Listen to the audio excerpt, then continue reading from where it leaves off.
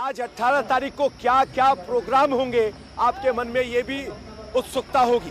तो आपको बता दें 18 तारीख को 1:20 से 1:28 तक के प्रोग्राम का मुहूर्त है। उसके बाद 20 अलग अलग तरह की पूजा होनी है। इतना ही नहीं, प्रभु श्री राम के विग्रह का जल अधिवास होगा और सुगंध अधिवास होगा। यानी प्रभु श्री राम के मंदिर में जो विग्रह पहुंचा है उसको जल में रखा जाएगा और सुगंधित चीजों में रखा जाएगा। आपको जरा बता दें क्या क्या पूजा होना है। विग्रह को गर्भ में स्थापित करने के बाद पूजा होगी। विराजित करने से पहले राम लला का जलाधिवास होगा, यानी रामलला की नई मूर्ति का जल में वास करवाया जाएगा। इसके अलावा गंध में अधिवास होगा और सुगंधित चीजों के साथ रामलला का अधिवास करवाया जाएगा। तो रामलला जब जिस वेदी पर टिक जाएंगे तो वहां की तस्वीर क्या होगी, जरा आपको देखिए। यही वो शिला है जिस पर प्रभु श्री राम की तस्वीर को रखा जाएगा।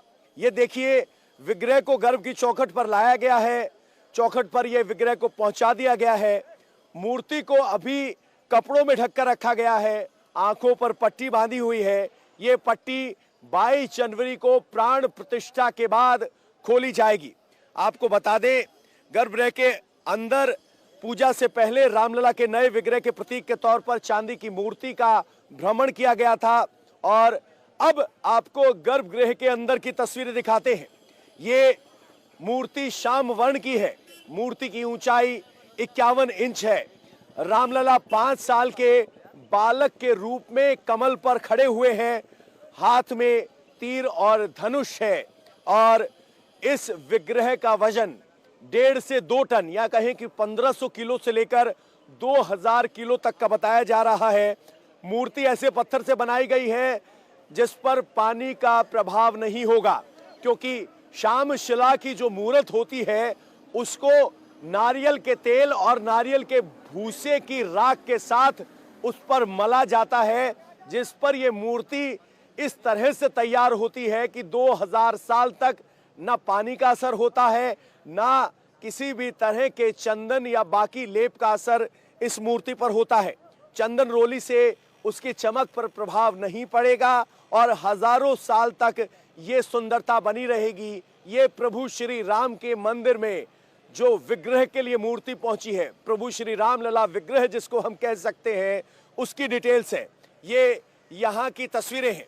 तो हमने आपको बताया, दिखाया किस तरीके से राम मंदिर जन्मभूमि परिसर इस बड़े आयोजन के लिए तैयार है। मंदिर दिव्य और भव्य लगने लगा है। परकोटा अभी तैयार नहीं हुआ है, लेकिन परकोटे का मुख्य द्वार जो कि सिंह द्वार या पूरी द्वार के सामने है, वो पूरी तरीके से तैयार है। और मंदिर के पूर्वी द्वार के दाएं और बाएं सभी 8000 मेहमानों के लिए 8000 कुर्सियां होंगी। और जब प्राण प्रतिष्ठा हो रही होगी तो गर्भगृह के अंदर सिर्फ 5 लोग मौजूद होंगे। और मूर्ति की डिटेल आपको एक बार फिर बताते हैं। प्रभु श्री राम की मूर्ति श्याम वर्ण में बनाई गई है। मूर्ति का वजन 1.5 से 2 टन के आसपास है, या कहें कि 1500 किलो से 2000 किलो तक का शिला का वजन है। फिलहाल शिला आंखों पर पट्टी बांधी गई है। विग्रह पर यह पट्टी 22 जनवरी को खुलेगी। आपको बता दें, प्रभु श्री राम की इस मूर्ति को इस तरीके से तैयार किया गया है कि इस पर चंदन, पानी, किसी भी तरह के इस्तेमाल से मूर्ति की सुंदरता पर, बनावट पर कोई असर नहीं पड़ेगा। कर्नाटक के जिस इलाके से ये श्याम शिला आई है, उस इलाके की मूर्तियों को बनाने के बाद उस मूर्ति को नारियल, जिसे भारतीय धर्म संस्कृति में शुद्धता का प्रतीक माना गया है, नारियल का तेल और नारियल के छिलके के जलाने से बनी हुई राख, उसको मिलाकर एक घोल किया जाता है और उस लेप से इस मूर्ति की घिसाई होती है। तब जाकर श्याम वर्ण की ये मूर्ति तैयार होती है जिस पर चमक आती है। अब जरा राम जन्मभूमि परिसर के आसपास की रौनक आप देख लीजिए। ये द्वार है, यहीं से प्रभु श्री राम के भक्त अंदर जाएंगे और अभी से भक्त आने लगे हैं, लोग आ रहे हैं, सिया राम का झोला हाथ में है, राम नाम जपते हुए। सर कहां से आए हैं? राजस्थान से। राजस्थान से। राजस्थान के कारीगर ही मंदिर में मूर्तियां बना रहे, इस बात से बहुत संतोष मिलता होगा आपको। जी हाँ, तो क्या भावना, पहले कभी आए थे, अयोध्या का क्या रूप देख रहे हैं?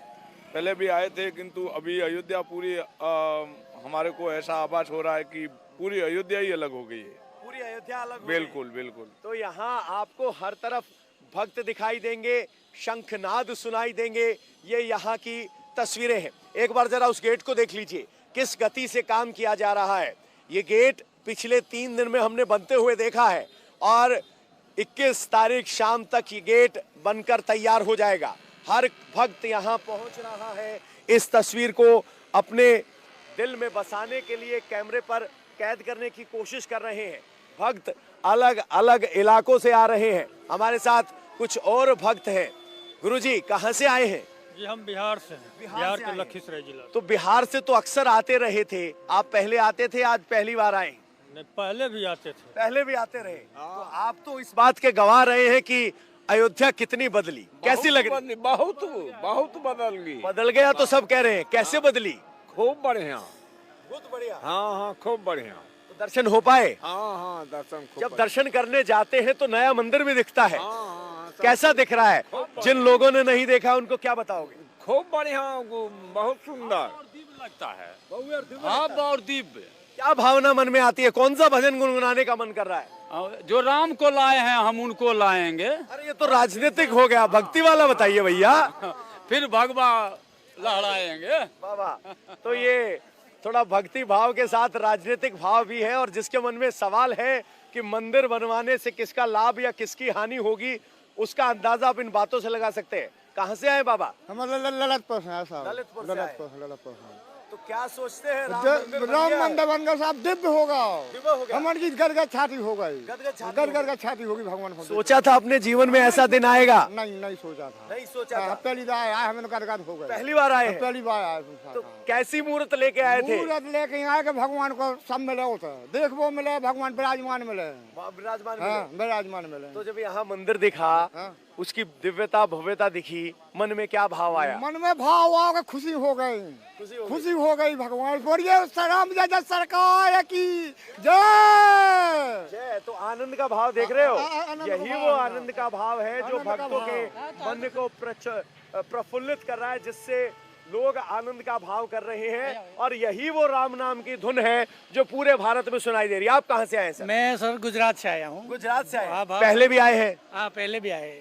तो पहले आए और बाद में आए। हाँ। आपने प्रभु श्री राम को टाट में देखा, अस्थाई मंदिर में देखा, अब विशाल मंदिर में जा रहे हैं, क्या महसूस किया? अरे बहुत एकदम गदगद हमारा साथी फूल जाता है कि ऐसा दृश्य हम कभी नहीं देख पाएंगे।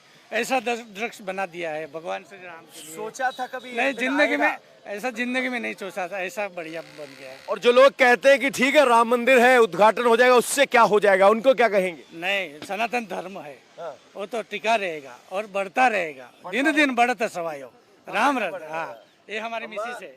कौन सा भजन गुनगुनाने का मन कर रहा है आजकल? राम जी को याद करके कौन सा भजन गुनगुनाती है? राम जी का नाम लेके, राम जी को, कृष्ण जी को, हम ये नाम लेके बहुत राम आएंगे तो द्वारका की धरती से आप आए हैं, कौन सा भजन सुनाएंगे? राम का भजन सुनाएंगे। तो देखिए आप किस तरीके से यहाँ लोगों के आप भाव समझ सकते हैं, किस तरीके से लोग भाव दे रहे हैं। ये यहाँ की स्थिति है। लोगों के मन के चेहरे पर या मन में जो आनंदित भाव है वो चेहरे पर दिखाई दे रहे हैं, जो ये बताने के लिए काफी है कि क्या होगा।